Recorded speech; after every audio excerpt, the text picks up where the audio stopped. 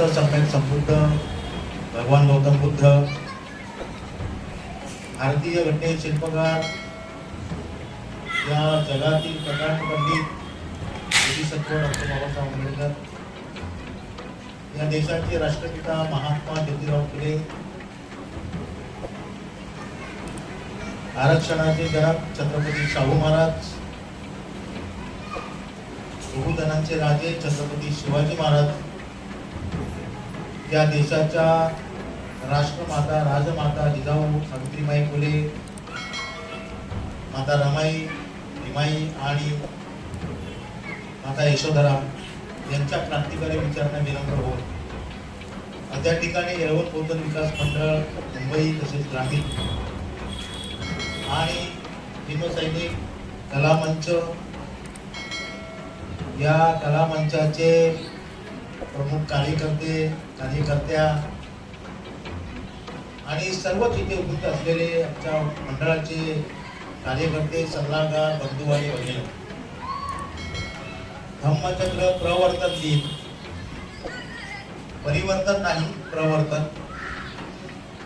मी धम्मामध्ये शब्दाला बांधील असल्यामुळे माझा प्रत्येक ठिकाणी शब्दावरती कमांड आहे आणि मी ते शब्द जपून वापरतो. आज आपण धम्मचक्र प्रवर्तन दिनानिमित्त या ठिकाणी जमलेलो आहोत. अर्थात प्रतिवर्षाप्रमाणे आज आपण कार्यक्रम करत आहोत. काही लोकांना असं वाटतं प्रतिवर्षी म्हणजे काय, गेल्या वर्षी झाला तसाच या वर्षी होणार, या वर्षी झाला तसाच पुढच्या वर्षी होणार, नाही गेलं तर काय होईल, अशा अवस्थेमध्ये काही लोक असतील आणि ते घरी राहिलेले आहेत. फार जबाबदारीने मी बोलतोय. बऱ्याच जणांनी एनजी येळवणकर, तुकाराम तात्या, आमचे रघु तात्या यांची नावं इथे घेतलेली आहेत.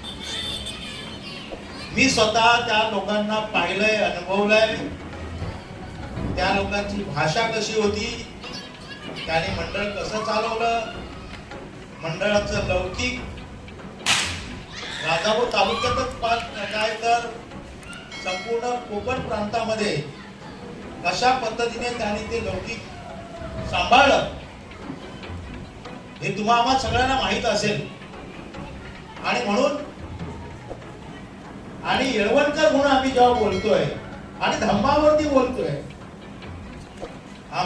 या गावाचा इतिहास सांगत असताना बाहेरची लोक आम्हाला सांगतात, मी ज्या ज्या गावामध्ये जातो प्रबोधन करण्यासाठी, भाषण करण्यासाठी नाही, तर तिकडची लोक सांगतात. वडद असो मध्ये गेलो, ते लोक मला म्हणायला लागले तुम्ही कुठल्या गावचे आहेत, तर मी म्हटलं येळवण गावचा आहे.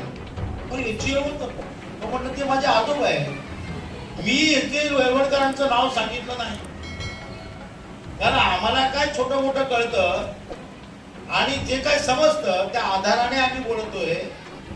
या धम्म शिकत असताना फार चिकित्सक पद्धतीने शिकण्याची भूमिका आमच्यामध्ये आहे. आणि म्हणून तुम्हाला सांगण्याचं एकच काम करतोय, सांगण्याचं एकच माझं सांगण्याचं कारण आहे की हा कार्यक्रम असताना कमी लोक आहेत, पण काही कार्यकर्ते अजूनही बाहेर मी बघत होतो. छोटी लोक आहेत आपण, पण विचाराने आम्ही छोटी नाहीये. आम्ही धम्माकडे जाणार नाही, कारण माझ्या बालमित्राने धम्म सांगितलेलं आहे. तथागत गौतम बुद्धांपासून बाबासाहेबांपर्यंत झालेली ती 3 अनुप्रवर्तन झाली. अनुप्रवर्तन ही साधारण प्रवर्तन नाहीये. माणसाच्या विचारातून बदल घडणं, माणसाच्या कुकर्म सोडून कुशल कर्माकडे जाणं, हा धम्मचक्र प्रवर्तन दिनाचा किंवा त्याचा अर्थ आहे. आणि हा प्रत्येक व्यक्तीला लागू पडतो. माझ्यातला जी अकुशल कर्म आहे, ते अकुशल कर्माचा त्याग करून जेव्हा मी कुशल कर्म स्वीकारतो, तेव्हा खऱ्या अर्थाने मी प्रवर्तन करतो, परिवर्तन नव्हे. बघा, शब्द फार महत्वाचे आहेत. आणि म्हणून आज ही सगळी माझीच मंडळी आहेत, आपले भाऊ बहीण आहेत. कुठेही गेलो तर याच भाषेत बोलत असतो. कारण हा धम्म हा साधा धम्म नाहीये. बाबासाहेबांनी सांगितलं बरं का, त्यावेळेला 56 सांगितलं हा धम्म एवढा सोपा नाही आहे. तुम्ही म्हणाल आयरा गायरा कोणी आला या धम्मामध्ये आला, असं होत नाही. हा धम्म चिकित्सेच्या आधारावरती, विज्ञानवादावरती, विवेकवादावरती आधारित असल्यामुळे ज्याला विज्ञानवाद कळला, ज्याला विवेकवाद कळला, तोच या धम्मामध्ये टिकेल. अन्यथा सगळे आयरे गैरे असं मी मानतो. मी सगळ्यांसमोर बोलतो बरं का, की तुमच्यासमोर मी थोडक्यात बोलतोय, मी जास्त बोलणार आहे. म्हणून त्या धम्मचक्र प्रवर्तनाकडे मी गेलो तर मला येतच नाही. आपण काय करतो हे महत्वाचं आहे. प्रामुख्याने आमची भगिनीने किंवा तुम्हीच बोलला की सफेद वस्त्राने इथे आलं पाहिजे. आम्ही मागच्याच आठवड्यामध्ये गावी गेलो आणि गावी सगळ्या स्त्रिया सफेद वस्त्र घालून होते, स्त्रिया आणि पुरुष सुद्धा गावच्या ठिकाणी. हे बघितल्यानंतर सगळ्यांना कसं वाटतं हे काय आहे. यापूर्वी आमच्या अर्थात त्यांचं आपण नाव घ्यायला पाहिजे, सदानंद जळवलकर यांचा जलदार विधी झाला. त्या जलदार विधीमध्ये त्यांचं संपूर्ण कुटुंब हे सफेद वस्त्राने आलं. म्हणजेच काय, इथे आहे, इथे विचार आहे, इथे आपलं प्रबोधन आहे.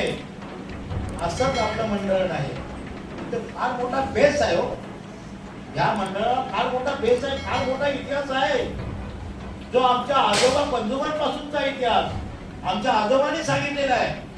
आमचे आजोबा अडाणी होते, पण त्यांनी जवळ बसून सांगितलेलं आहे. आमचे पंजोबां त्यांचे खापड पंजोबा कसे होते हा इतिहास सांगितलेला आहे. एची येळवणकरांनी मला सांगितलं, चंद्रशेखर आपण याच्यावरती काहीतरी तुम्ही लिहा. हे मला प्रत्यक्ष ते बोलले होते. म्हणून मी बोलतोय की आपला इतिहास बाबासाहेबचा आपले आदर्श आहे. पण बाबासाहेब जरी आदर्श असले तरी आमचे आदर्श आमच्या घराघरात आहेत. आमच्या घरामध्ये आमचे आजोबा, आमचे पंजोबा हे खरा आदर्श आहे. कारण त्यांनी बाबासाहेबांना स्वीकारला म्हणून ते आदर्श आहे. आज आम्ही काय करतोय, धर्मांच्या आचार विचाराविषयी आपण अनभिन्न आहोत. आपण कधीही बुद्धविहारामध्ये जात नाही.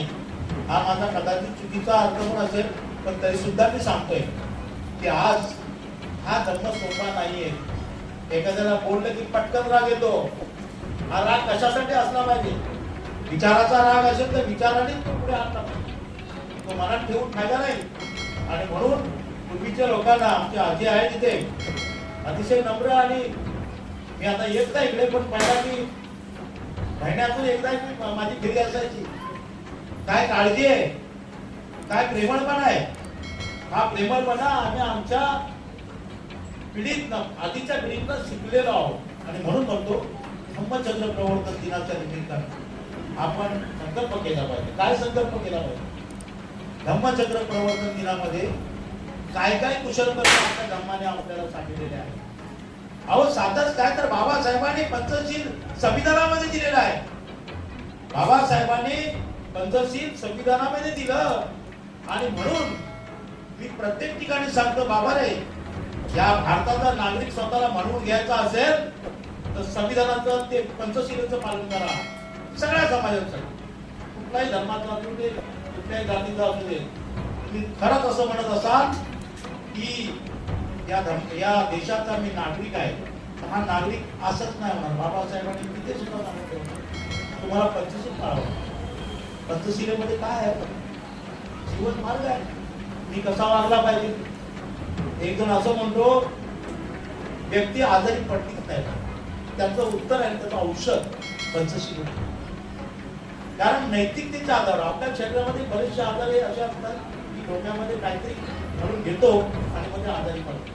मानसिक आजार काय, मी अधिक बोलणार नाही, पण तुम्हाला या ठिकाणी हे सांगू इच्छितो, हा धर्मचक्र प्रवर्तन आहे. प्रत्येक धर्म